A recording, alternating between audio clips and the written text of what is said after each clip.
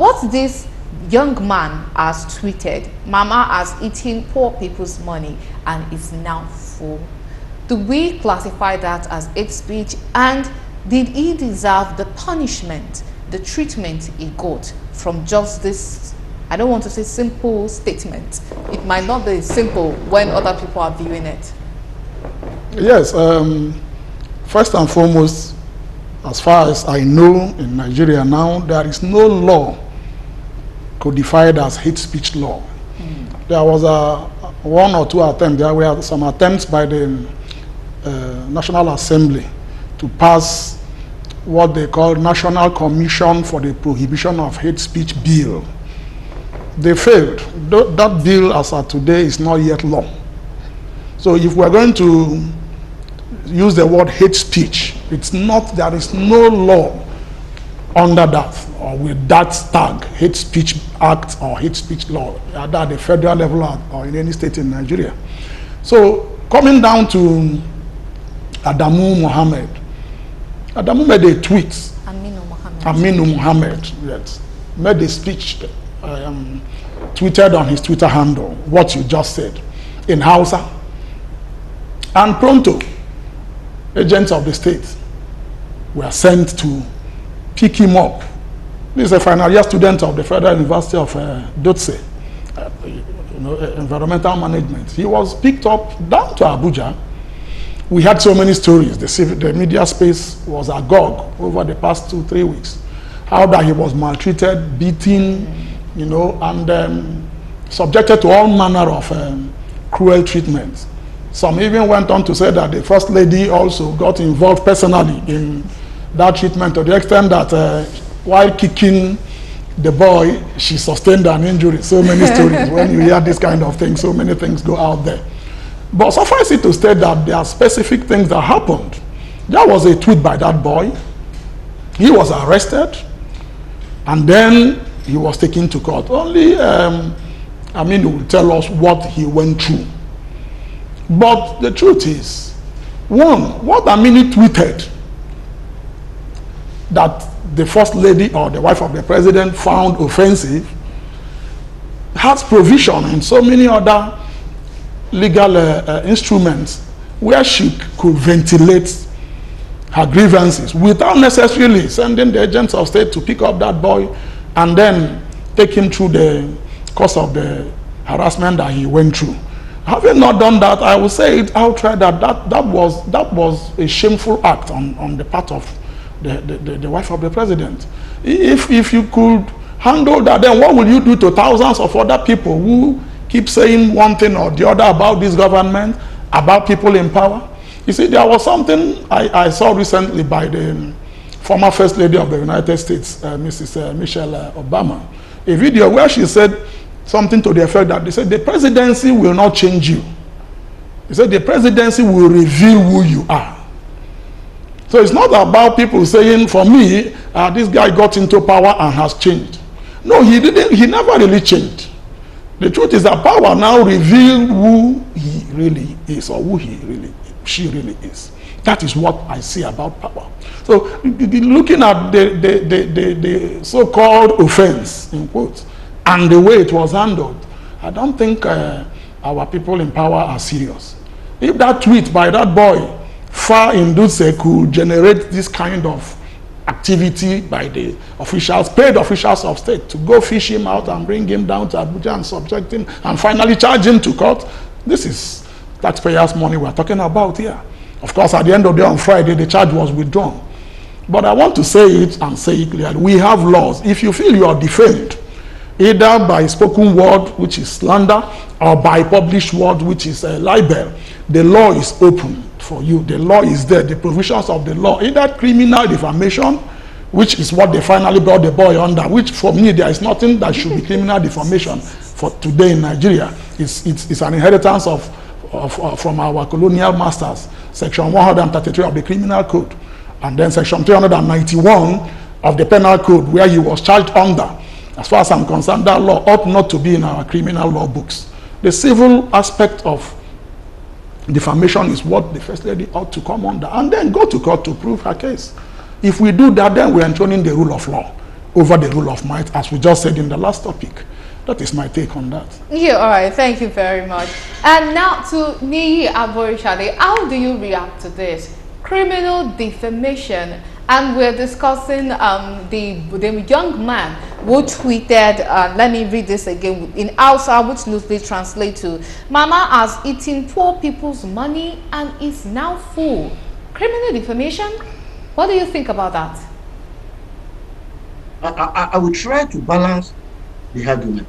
Other interpretation says the woman is now fat. The one I already said, the woman is now fat. Now we must exercise responsibility, even in criticism. There is what we call constructive criticism. Citizens should apply that, not insulting our leaders in a way. When somebody is calling someone a fat person, in a way it's offensive. But like the last speaker said, what they should have done is what Muritala did in 1976 before his assassination. I'm talking of General Lieutenant Muritala Mohammed.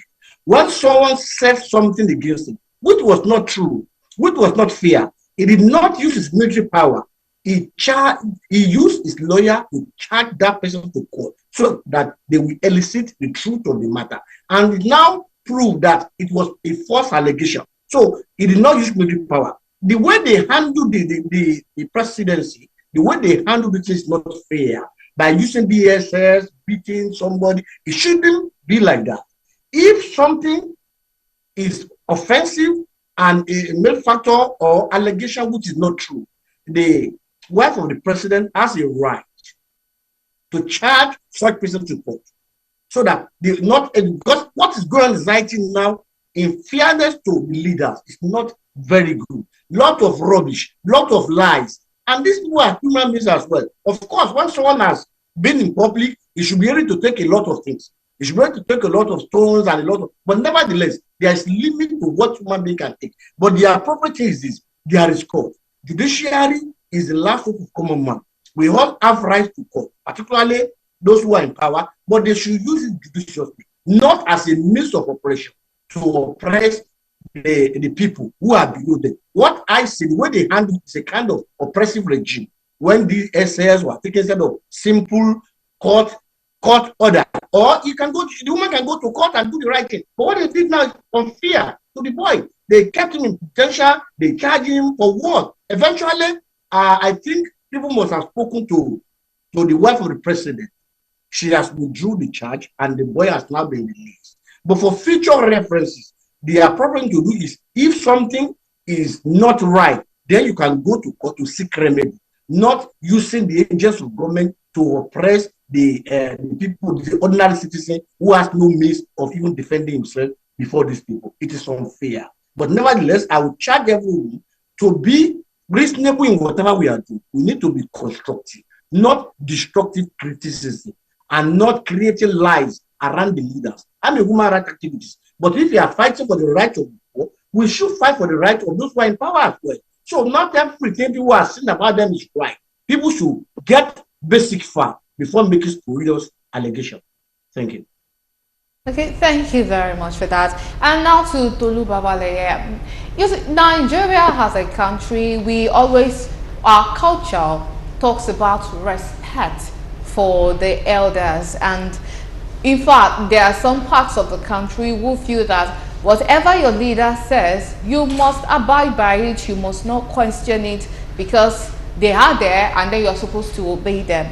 So when it now comes to holding our leaders responsible, we want them to account for how they've spent their time in office, the promises they've made, if they are keeping up with it and not. And we have to admit that currently a lot of Nigerians are angry. They are not happy with how things are. A lot of people are suffering. A lot of people have lost weight because of this current economic problem that we are having in Nigeria. And now, when it comes to holding our leaders accountable, where do we draw the line on what we say or what we don't say, so it does not come off as offensive?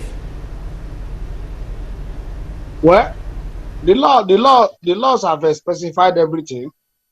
We have the right as Nigerians to demand for accountability from our leaders. to ask questions from our leaders.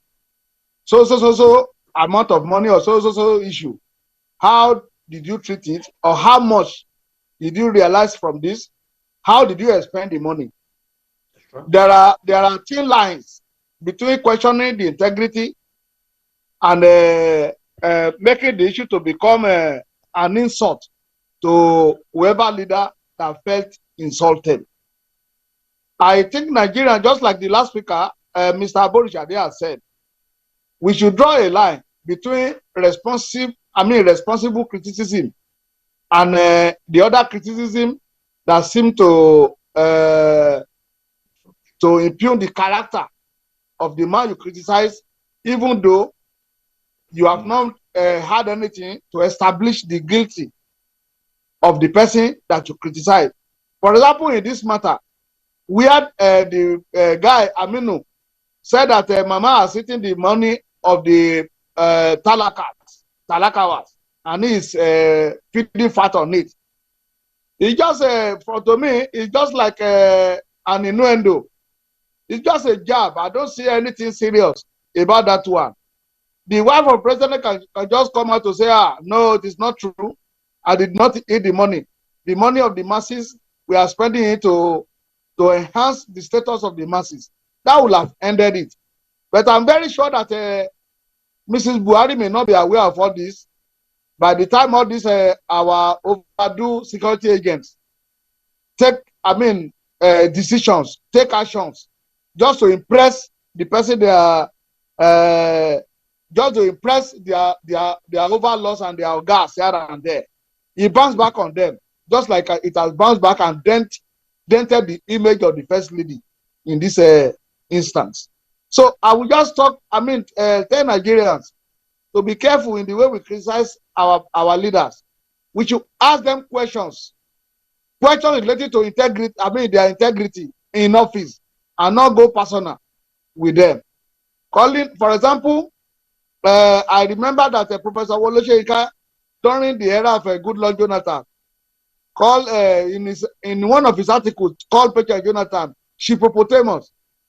The woman did not do anything. She took it with equanimity, and that is how a mother of the nation should do. But I doubt if it is in this regime whether Professor Wole Soyinka will not have his day in court.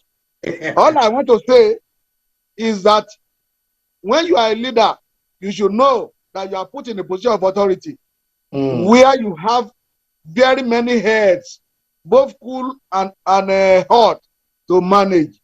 You should know how to draw the line. Do not get angry unnecessarily about every jab or innuendo or what the lawyers call vulgar abuse in law of libel or law of slander. Like in this one, I do not see anything in it. When you say, you are eating our money, you are growing fat. It's just a jab, but taken too far. And I would have loved a situation where the security agents will take on Boko Haram, will take on insurgents that are daily, making life difficult for Nigerians, instead of waiting on the social media to look for what somebody said about the government. So that is the way I look at it. I align with Mr. Borishade. I adopt all he has said about how Nigerians should behave, how we should criticize our leaders, how we should respect their personality, how we should respect their age, and all whatnot. So, and if we do this, I'm very sure Nigeria will progress. But the issue is that no matter what they do, we'll continue to ask questions about our leaders. Nigeria should not be discouraged with what has happened to the guy. His right was violated because he was detained for like 2 weeks before he was charged to court. Under normal condition, he's not supposed to be detained for more than 24 hours or at most 48 hours before you charge him to court. You detain him for 2 weeks and you now charge him to court. And and unfortunately, the court they even charge him to does not have jurisdiction. Somebody committed an offense in Duse, you took him to Abuja to charge. So under what law? They knew that the charge will fail, but it's good. The long and short of it is that they will do the charge and the guy is free. So I hope that Nigeria, the presidency or the wife of the president will be bold enough to apologize to the young man. Not the young man apologizing that the way I saw it on Twitter this morning. It is supposed to be the other way around. Apologize to him that I'm sorry, I never knew, I was not involved in your deal, and I do not think it's supposed to be like that. So that's the way I look at it, and life goes on. I really appreciate you for the question.